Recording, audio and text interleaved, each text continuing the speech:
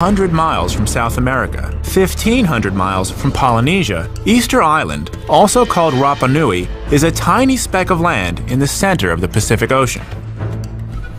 It's only 11 miles long by 7 miles wide. So one of the many mysteries of this amazing island is how anybody found it in the first place. But we know that Polynesians did find it. Carbon-dated remains tell us they settled the island sometime in the 5th century AD. Even to people used to the South Pacific, Easter Island must have seemed like a paradise. Thickly forested, it had large freshwater ponds. The soil was fertile, and the ocean teeming with fish. For centuries, those first Easter Islanders thrived here. By the 14th century, their numbers had grown to almost 20,000. But then, something went wrong. When the Dutch explorers arrived here in 1722, they found a starving population and a struggling culture. Something significant had happened, something which decimated the people of Rapa Nui and all but destroyed their traditions and culture. There were fewer than 2,000 people on the island. Many of the great statues called moai had already been abandoned. Ecologically, the island was devastated. There was hardly a tree to be seen. What had happened? To explore the enigma of Rapa Nui, I'm going to have to start at the beginning. The moai are just one of many mysteries here on Easter Island. Another is, how did the people who made these ever get here in the first place? Finding this tiny speck of an island in the middle of the Pacific would be like finding the proverbial needle in a haystack. It would either take an incredible stroke of luck or an unbelievable amount of skill. In the 5th century AD, Polynesians escaping warfare in their overpopulated homelands set sail from Tahiti and the Marquesas. Their explorations must rate among the most astonishing in world history. In outrigger canoes, with no compasses or maps, they set out across the vast southern Pacific in search of new lands. They discovered New Zealand to the south and Hawaii to the north. But their most amazing feat was to canoe 1,500 miles across the open Pacific and find the tiny speck we call Easter Island. How did they do it? To find out, I've come to meet Master Navigator Hugo Tiavehe. That is great. Hugo? Hey, Josh. Great to meet you. Hugo has brought his friends from the Rapa Nui Outrigger Club. They regularly race in outrigger competitions all around Polynesia, so I'm in good hands. We push off from the beach and head for the open ocean. All right. Starting to get the hang of it. The outrigger canoe is the classic Polynesian vessel. Polynesians have always lashed an outrigger or float parallel to their canoes.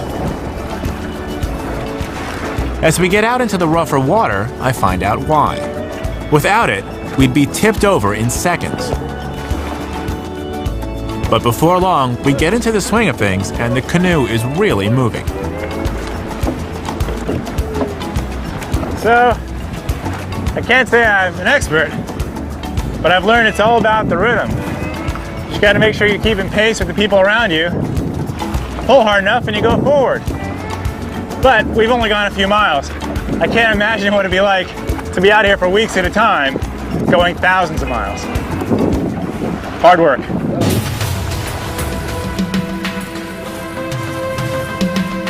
I think about the scene 1,500 years ago when those early Polynesian navigators set out from the Marquesas and headed east across the Pacific.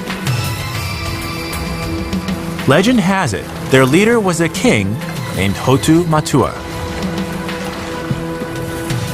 What baffles me is how, after weeks at sea, he and his people were ever able to find the tiny speck of land we now call Easter Island. I put the question to Hugo. So despite not having things like compasses and maps, sailors like Hotu Matua would have come here using a lot of different tricks to get across the sea safely. Of course. Like at night time, They put their feet in the water, they can feel big swell that it goes into the land. At the impact that it hit the land, it send back a little waves. What Hugo tells me is astonishing. Many miles from land, Hotu Matua and his navigators could detect the tiny waves that bounce back from the shore. They were alert to every variation of wind and current. They observed the movement of birds and stars. Putting all this information together, they could find their way across vast expanses of ocean. Finally, one day in the 5th century, Hotu Matua and his people came ashore on the island that would later be called Rapa Nui, Easter Island. One can only imagine what it was like to spend weeks, possibly even months at sea before all that navigational skill pays off and they find this beautiful island, a place that they can call home for the next 1,000 years.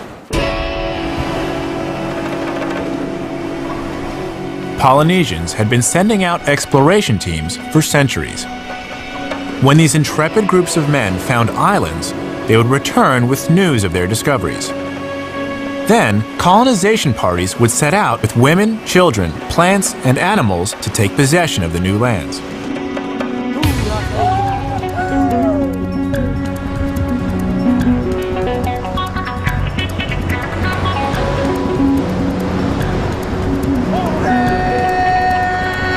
Landing, Hotu Matua would have called on the ancestors to recognize his claim to this new land.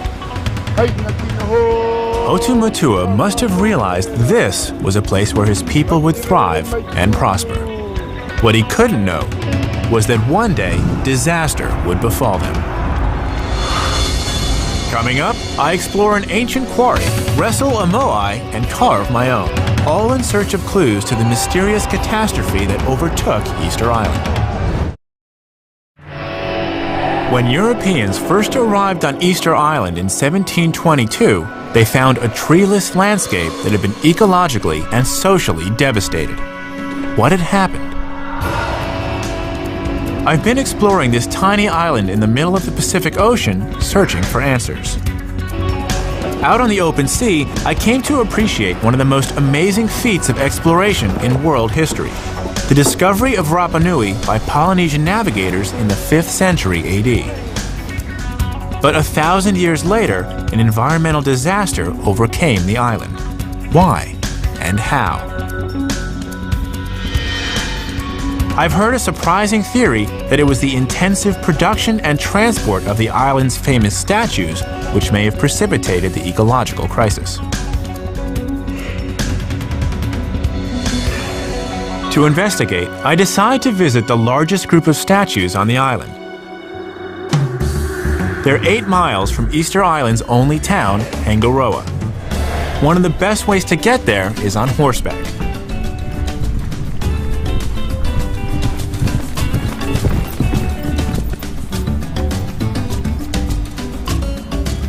I finally arrive at the moai called Tongariki. They're amazing. I've arranged to meet someone here who I hope can help me understand them. Sergio Rapu is a well-known archaeologist and a native of the island. Hello. These are incredible. Yes, these are wonderful work of our ancestor.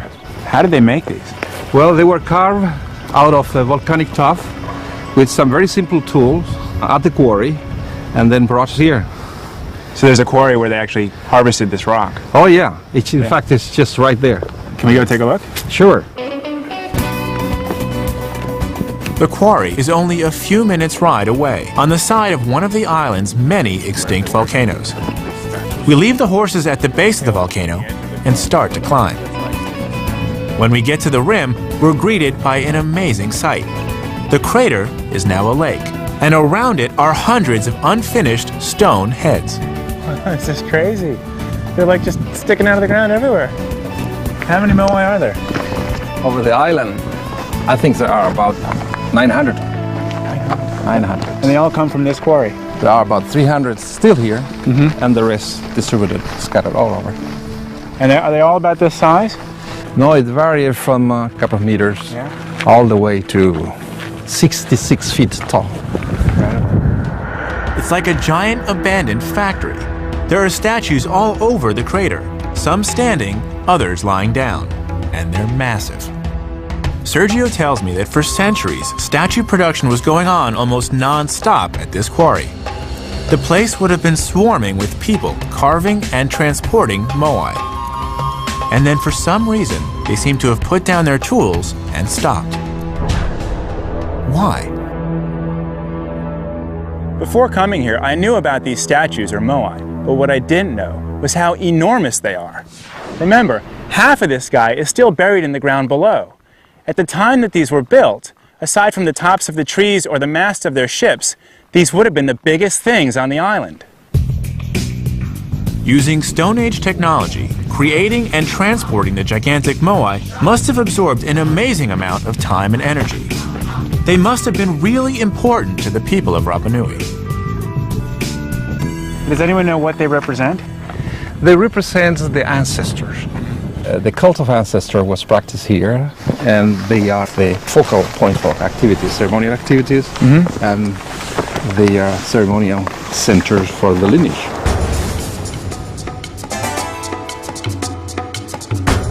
Sergio explains to me that whenever an important chief died, a statue would be made in his honor. The moai didn't just represent him, it was him. His spirit was there in the stone, his face looking out over the village of his descendants. The moai were the dead of Rapa Nui, brought back to stand guard over the living. So I now know why they made them, but just as fascinating is how they made them. Carving and transporting these massive statues must have been a real feat, even more so when you consider how many were produced. There are 900 of these statues still on the island, but these are just the last generation of moai. Sergio tells me the remains of many earlier moai have been found. So the people of Rapa Nui were producing statues on an almost industrial scale. Could this somehow have precipitated the ecological crisis on the island? I need to know more about the production of these moai. Sergio takes me to meet master carver Jose Rapu. Look, he's making a moai. Oh, yeah. He's using rocks, so this is a traditional technique. That's right. So they use the peak made out of basalt, which is very dense material. That's just like the original. It wear out, of course, in the process of making the moai. So this one's almost done. Yeah, but still works. It still works. Very sharp. Is it okay if I give it a shot? Yeah, I can. So you just hit. Oh yeah. So because it's harder, it just crumbles away. The softer stone crumbles away. Yeah. And that's how you can just shape it. So if I wanted to take some off here, I can. yeah, that's pretty easy. There you go. Yeah, you're becoming a Rapa Nui sculptor. Yeah. I'm an apprentice under the master. It turns out to be easier than I'd imagined, just very time-consuming. Sergio tells me the key was teamwork. So Jose is the master artist of this moai. He would have a team of people working under him. Exactly. The whole community involved. Now, how long would it take to make a moai? Approximately a year. It's a lot of hard work. Huh. Maybe I'll help Jose. Maybe we'll knock it down to 6 months. From Jose, I learned some of the basic carving techniques used to create the moai.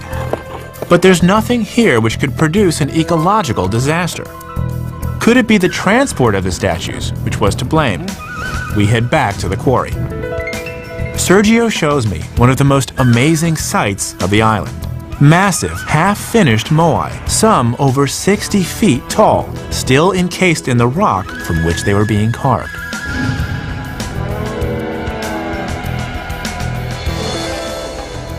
Okay, here we have one of the 300 moai still attached to the quarry, and yet they're getting loose out of these corners. So they're cutting down, and eventually it will be slide down to the foot of the hill.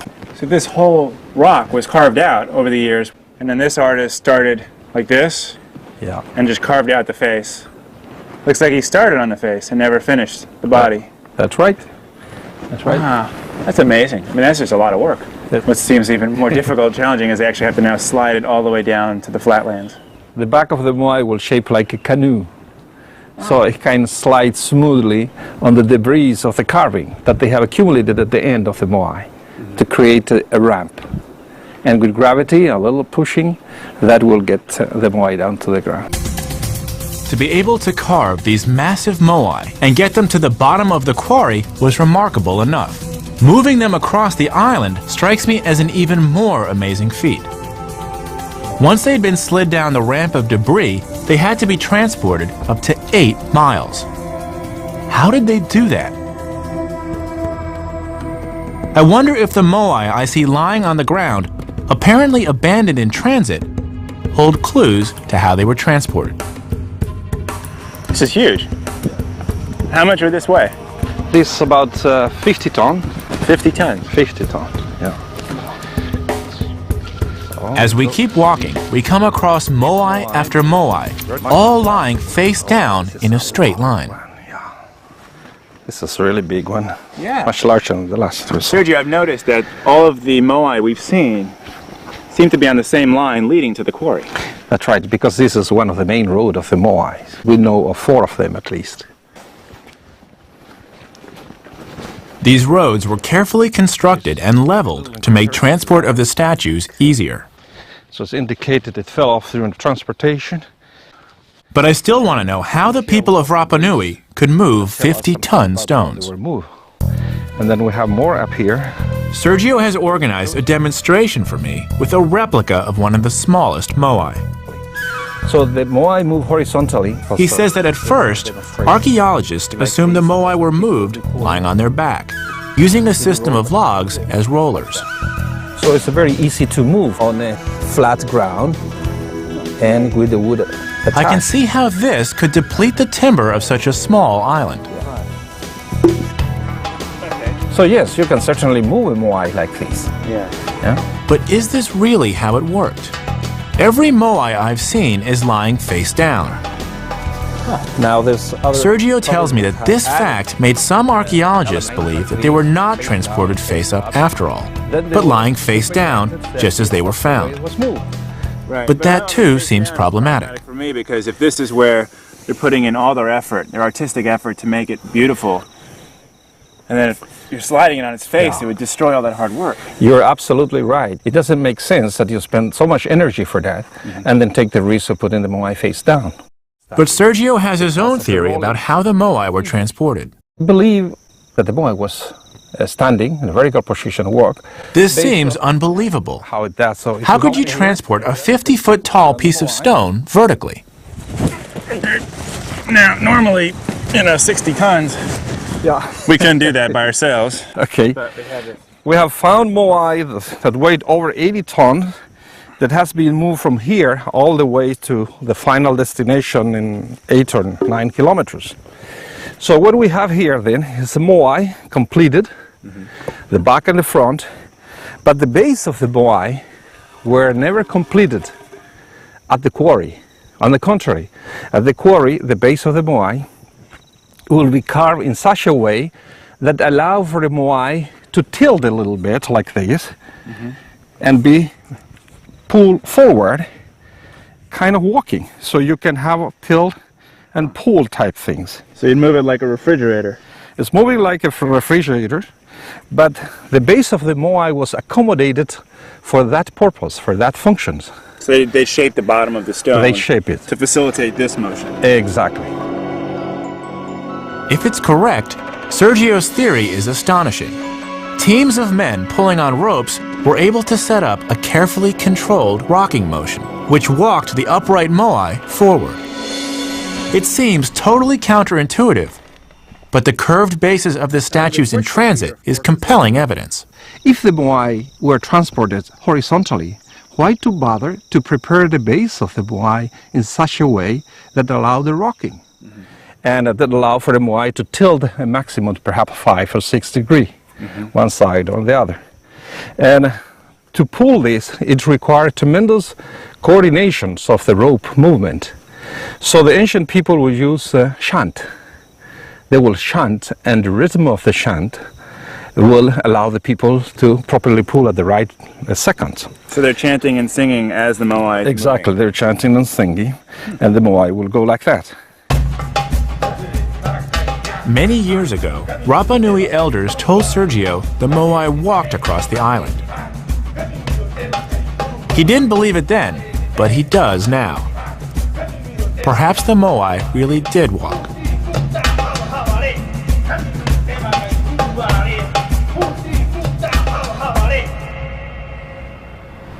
If this is true, it has huge significance for understanding the disaster which apparently overtook the island in the centuries before Europeans arrived. I wondered if Moai transport demanded so much timber that it could have deforested the island. But transporting the Moai vertically would have required very little timber. The Moai and the ancestor cult could not have deforested the island alone. There must have been something else behind the crisis on Easter Island. Coming up, the tragic fate of Rapa Nui and the desperate attempts of its people to save themselves. So they were actually practicing cannibalism. Easter Island is the remotest inhabited island on Earth. I'm trying to discover the fate of the Polynesians who populated it. Pollen analysis has shown that when Hotumatua and his pioneers arrived in the 5th century AD, the island was thickly forested. 1,000 years later, it was almost bare, and many of the Moai were abandoned. What was behind these events? I'm hoping that Easter Island specialist Jose Letelier can shed some light on the mystery. He wants to show me important evidence that by the 16th century, people were fortifying themselves underground. Against what? This is the entranceway to a very extensive cave system which runs throughout this area. These caves are in fact ancient lava tubes through which rivers of molten rock once flowed from volcanoes now long extinct. Well, here we are, and you can see we've got walls here on the front of the lava tube, which are obviously some sort of fortification. These remains show us that these caves were used in such a way that allowed people to defend themselves. If you look over here, we have the cooking oven. Fire pit. These things were typically located here near the exterior of the cave so that, of course, the smoke doesn't fill the inside of the cave. It's a lot of seating areas, as you can see here. So when does this home date to? Well, believe it or not, you'd think that people would begin to occupy caves very early on, but in fact what we have happening here is that caves are used in a later part, probably around the 16th century. There might be clues underneath the ground. So a full 1,000 years after they settled the island, and 200 years before the arrival of Europeans, the people of Rapa Nui were starting to live in caves. I wonder if this had something to do with the deforestation of the island and the abandonment of the Moai. They all seem to have happened at the same time.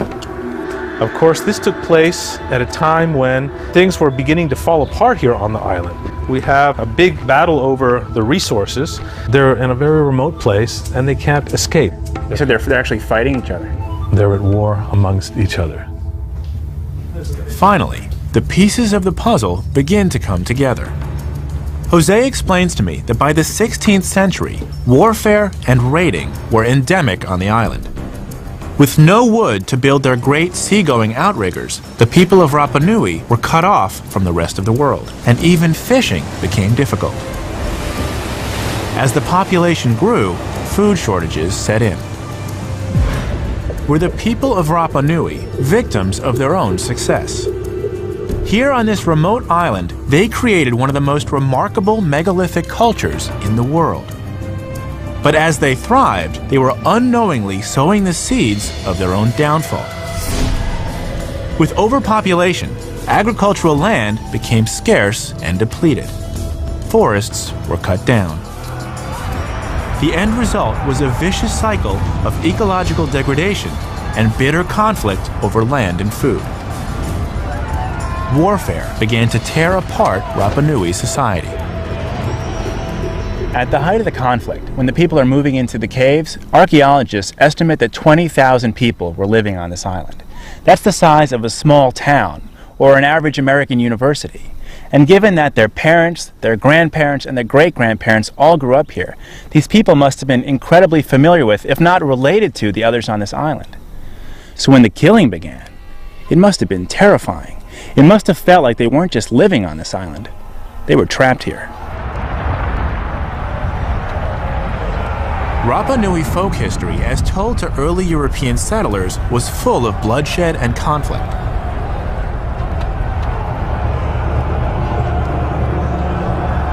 Location names all over the island commemorated grisly events, like the place they call Anakai Tagata.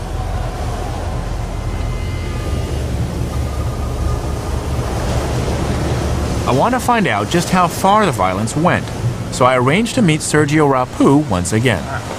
Sergio, I've heard that this is called the Cannibal Cave. The Rapa Nui name for this cave is Ana Kai Tangata. It has two meanings, really. One is that the cave where the people eat, and the other meaning is the cave where people are eaten. So was cannibalism actually practiced here? Given the desperate situation of 15th, 16th century, it's very likely that some kind of cannibalism did occur. There was a real scarcity of everything, especially food. And so it could very well be that cannibalism was present at that time. Whether they really practiced cannibalism or not, the picture I'm getting of Rapa Nui society in the 15th and 16th centuries is a very grim one. It's backed up by a reproduction, I find, of a new type of moai created at that time. As the people of Rapa Nui faced the new priorities of survival, moai construction ceased. But one craftsman created a new art form which captured the grim realities of their situation. It was called the moai kavakapa.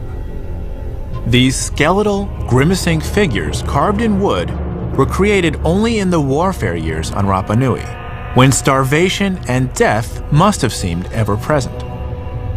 They're small because by this time only small pieces of wood were available on the island. They are certainly a far cry from the stout, serene moai, which were the protective ancestors of old. Was there nothing the people of Rapa Nui could do to stop the island's slide towards chaos? Coming up, their final game plan for survival, the Birdman cult. Go down this cliff? Right? Did they use ropes? No. The story of Easter Island, which I've been piecing together, is an amazing saga of heroism and tragedy. The Polynesians who first discovered the island in the 5th century AD must have thought they discovered paradise. But their idyllic existence here did not last forever. Easter Island is very small, and its resources strictly limited. As the population grew, it began to deforest the island. In time, there was no wood left to build the great ocean-going canoes which were their contact with the outside world. Trapped on the island, the people of Rapa Nui began to fight over their ever-diminishing resources. Long before the arrival of Europeans, starvation and warfare ravaged the island. But I've heard of an attempt by the islanders to remedy their situation. This is the ceremonial village of Orongo. On that side, we have the crater of an extinct volcano. And over here on this side, a 1,000-foot cliff dropping down to shark-infested waters. It was here in this unusual location where the people of Rapa Nui may have created a solution to their problems. I'm hoping archaeologist Sergio Rapu can tell me more about it. How are you? This is a great spot. Oh, yeah. I've heard that this place, this village Orongo, is where something special was created. Well, this is a place of the Birdman cult. The Birdman cult was a solution to the redistributions of resources. And the leaders, the warriors, would gather here once a year to compete to have a political and economic control of the island. Every year, the nesting of the sooty tern, a migratory seabird, signaled the inauguration of a new Birdman ceremony. Clan chiefs and their warriors gathered at Orongo for a contest to decide which clan would rule the island for the next year. Before the Birdman cult, there had never been a unified authority on the island. Each clan worshipped its own ancestors and looked after its own territory. When the clans went to war, there was nothing and no one to stop them. Sergio and other archaeologists believe the Birdman cult was developed at the height of the conflicts as a way to try and control them. This almost suicidal contest was witnessed by the early Europeans. So they would start here at Orongo. That's right. They go down this cliff. Exactly. The contest started when the clan chiefs sent their best warriors racing down the 1,000-foot cliff below Orongo.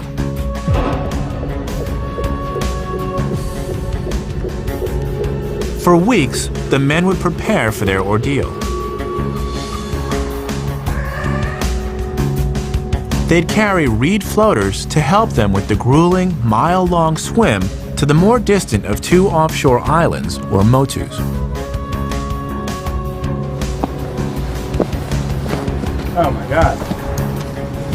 Look at that. Sergio, they'd go down this cliff Exactly. and then swim out to that island.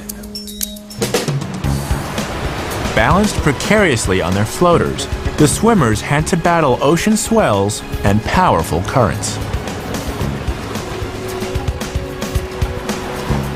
Exhausted, they would finally climb onto the motu, where the sooty tern nested. For the people of Rapa Nui, the sooty tern was a magical bird.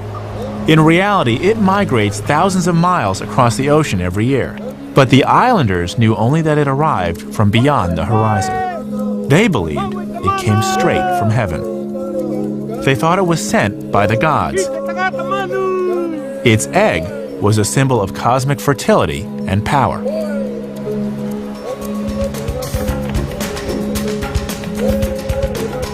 Once contestants found an egg, they had to race all the way back to Orongo with it.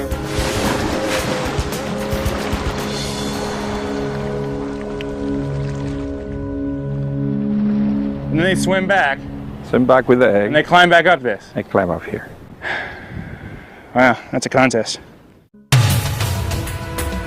The clan chief of the first warrior to return with an egg would then have authority over the island and its resources for the year.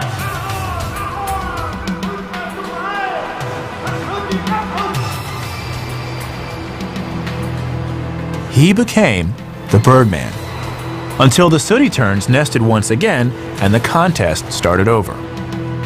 So through this contest, that king and then that clan would be the rulers for the next year. That's right. It's a way of validating a new power, a new way of resolving the conflict for people who are going hungry and having no way to escape from the island. If Sergio is right, the people of Rapa Nui invented this amazing ritual as a way to limit their conflicts and conserve their island's resources. Coming up, I follow in the footsteps of the Birdman contestants and find out if they really helped solve Rapa Nui's problems. If you see any sharks, let me know.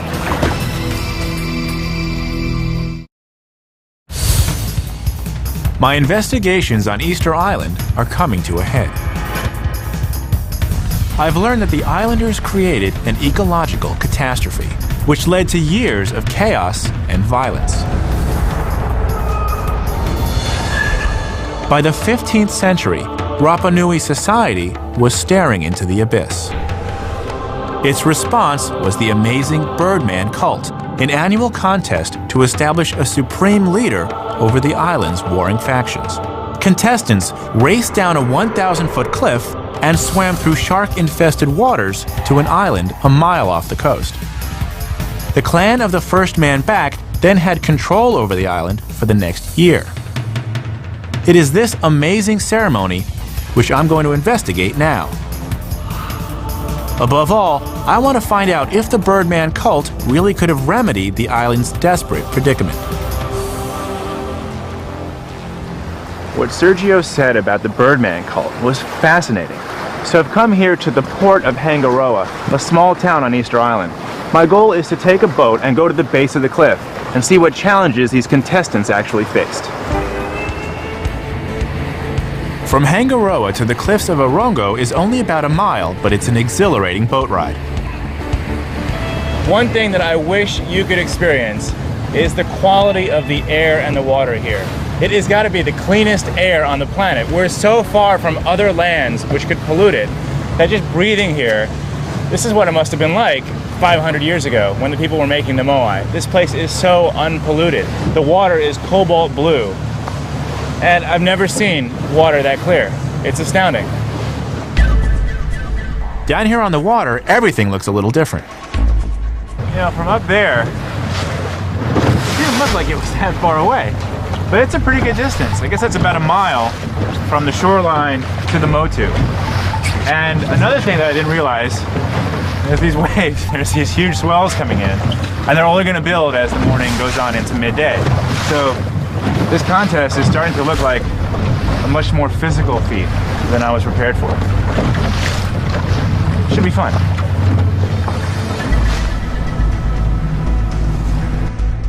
Finally, we arrive at a point between the base of the cliff and the Motu of the sooty tern. Sergio and I were up there on those rocks. And I'll tell you, from down here, it doesn't look any better. This is an insane attempt. Today, it's not allowed. It's a park, you can't even approach the cliff. It's illegal to try and come down it. So, if I wanted to do this contest, that part, I can't. But the swimming part, I can. With every passing minute, the accomplishment of those Birdman competitors strikes me as even more amazing. Their physical stamina must have been astonishing. And now it's my turn. Figure out how to use this thing. Let's try. In the water, the first thing I discover is just how difficult it is to balance on the reed floater. I was counting on this thing really helping me, but just staying on top of it is hard enough. It's gonna take me a while to figure this one out. And I've got a long way to go. Do I look like a seal waiting for a shark to come eat me? That'd be my only concern.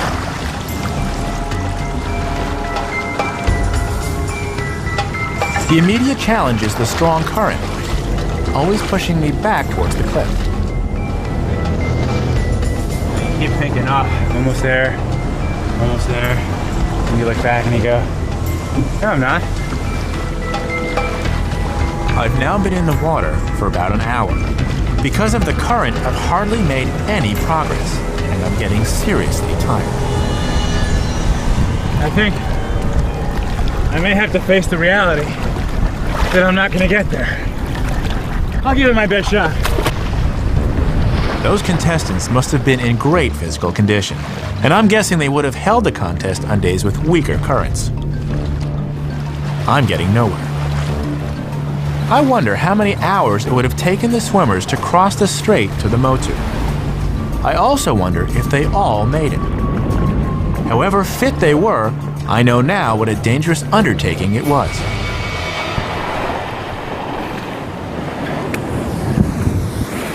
Bruised and battered from the climb down the cliff, soaking wet and exhausted from the swim, the contestants would arrive here at the Motu, the halfway point in their journey. But before they can make the trip back, they'd have to search this island for an egg. There are birds all over this island. Look, there's frigate birds hovering over us in the sky. There's this little one right here. Come over, look at this guy. This is not the sooty tern. This is not the bird that they were looking for. What they would have to do once they reached the Motu was find the right egg, put it safely into probably their headdress, and then make the swim back to the mainland. After another few hours in the water, the warriors who survived would run up the last stretch of cliff to the clan chiefs waiting for them. I guess they were motivated by the knowledge that so much hung on their performance. Supreme power for their clan over the whole island for a year.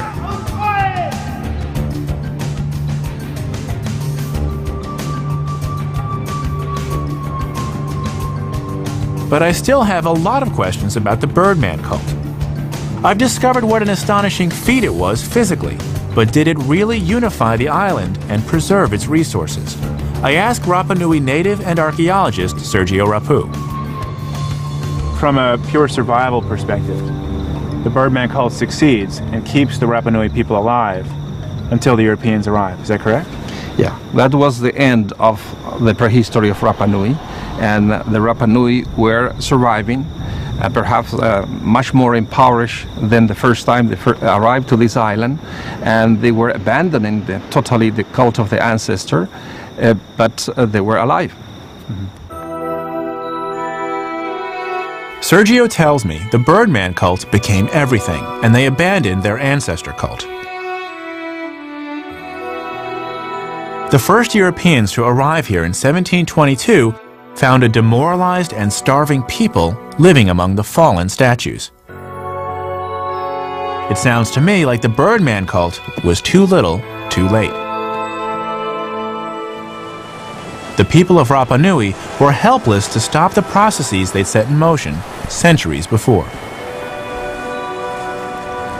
I think that perhaps the lesson of Rapa Nui is one that the world today should be paying attention to. The people who settled this island were hyper aware of their environment. They could detect the slightest change in the wind, the currents of the sea, the flight paths of the birds, and yet they completely missed the destructive path that they were set upon. It's hard not to see the fate of Easter Island as a haunting parable. Still, after centuries of disastrous settlement, the islanders are beginning to thrive once again. People like Sergio are taking hold of their heritage. Lento. The ancestors seem to be coming back to life. Good morning, Joshua. How are you? Great, look at these. Yeah. They look completely different. You can see the ancestor alive here. Sergio has discovered their original coral eyes. That's right. Now, I know that you're a modest man, but you're the one who actually discovered the eyes, correct? We discovered the meaning of the eyes. Sergio is being modest. Everybody used to believe the Moai had empty eye sockets, symbolizing death. In 1978, Sergio's team found hundreds of small coral fragments beneath the Moai. He couldn't figure out their significance until he started to fit them together. That must have been an exciting discovery when you had all these coral pieces and you didn't know what they were for, and then all of a sudden, their eyes, right? It is wonderful because you give a total different appearance to the monument, and that's what they used to look like. And it's also bring a very powerful meaning to us. Our elders will always refer to the Moai as the living face of the ancestor. So by putting the these eyes in the face, you're actually giving sight to your ancestors. Yes, yes, yes, yes. The Moai with eyes, just as the ancients would have seen them, have never been filmed before. To see them staring out over their island, guarding it once again, seems like the perfect end to my exploration of the astonishing saga of Rapa Nui.